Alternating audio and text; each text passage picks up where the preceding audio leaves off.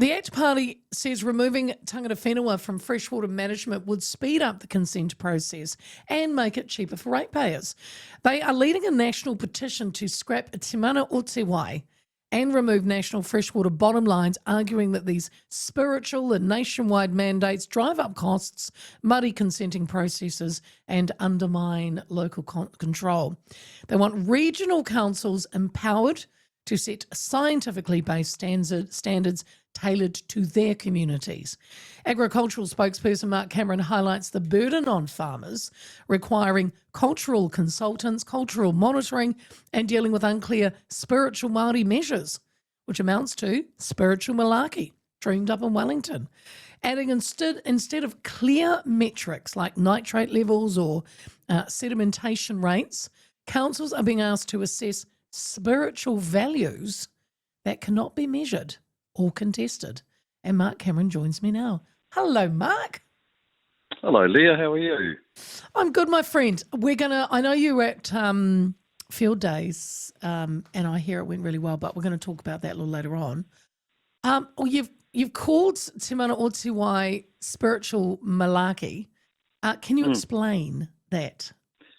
Yes, I can explain. It's sort of been offered to me in more than one instance by many people up and down rural New Zealand, including councillors that often have this luxurious job of trying to sort of authenticate what Te Mana o Te Wai looks like in their catchment.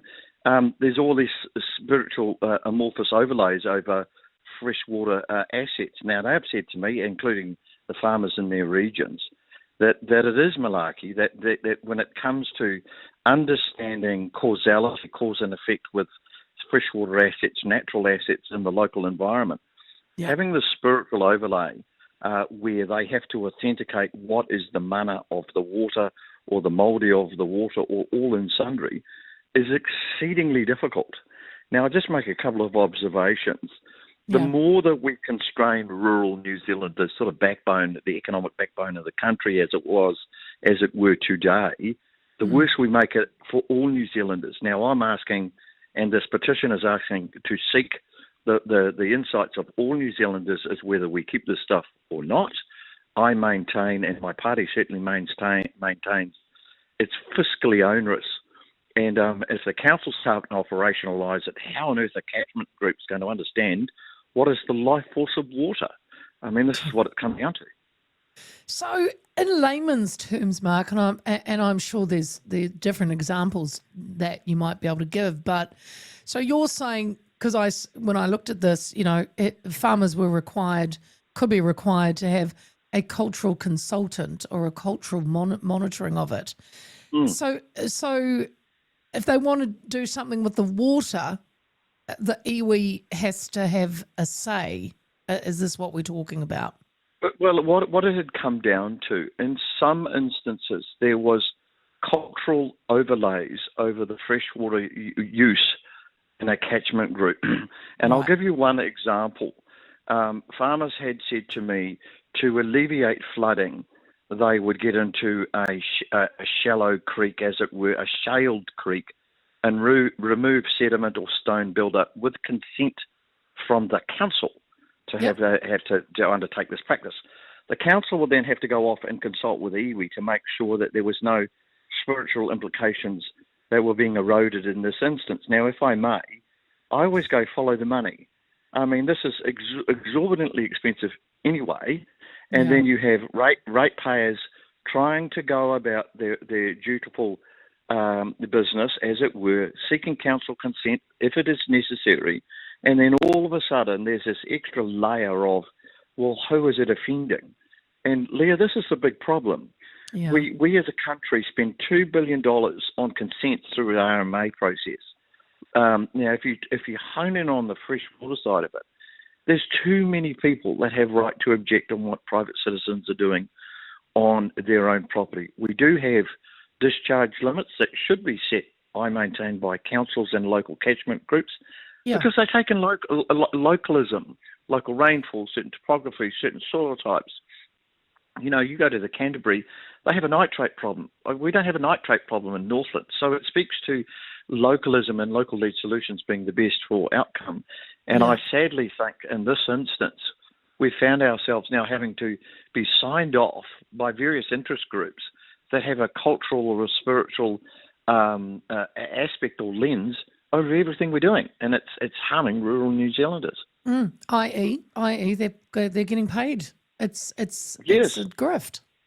So yes, I mean, I daren't want to sound unkind. Everyone's got right to object, I think, is the point. Yep. But in this instance, it has now become something of a commercial enterprise for certain interest groups to say, we have a cultural aspect to this that is being eroded, and the councils are then held to traction or in traction. They can't make a decision without getting it signed off by iwi. Now, I maintain iwi are important, but they're no more important than any other New Zealander that has an interest in freshwater assets. Mark, was this part of the Three Waters deal that I thought this was stopped by that is correct. The current government? That is correct, and it has to be done. The work through the NPS for freshwater has to be done through various stages. It has to be litigated correctly. But the wider point being is that we have to take New Zealand on a journey with us. And if New Zealanders don't agree with the ACT Party, then they deserve to have their say. But at this point, I maintain that no one's having the conversation, and we're putting it out there as saying, do you think, and our petition is certainly saying, do you think we should keep this stuff? If so, why? We maintain we shouldn't, because we are, in rural New Zealand, an economic powerhouse, and currently we're constrained. So again, with the Three Waters deal, that the government went, no, we're not interested, it's gone. How come you've got to petition, Mark, if this was part of, I would offer, Leah, I would offer this. There are certain members of our coalition partners, as it were, parts of government that maintain that in this instance, parts of Te Mana o Te Wai should stay, beg your pardon. We maintain that it's probably not prudent. Yep. And, without invoking the agree to disagree clause, we're working alongside our coalition partners, but we're voicing our independence, which is that we maintain this is harming rural New Zealand, and we want to get and find out if, in fact, there's a consensus with that sort of perception of it, as it were. Yeah. So what I've gathered from this, you would like to see local governments and the communities are better placed, Mark, to protect the waterways than, absolutely. As you've said, the spiritual malarkey dreamed up in Wellington. Yeah.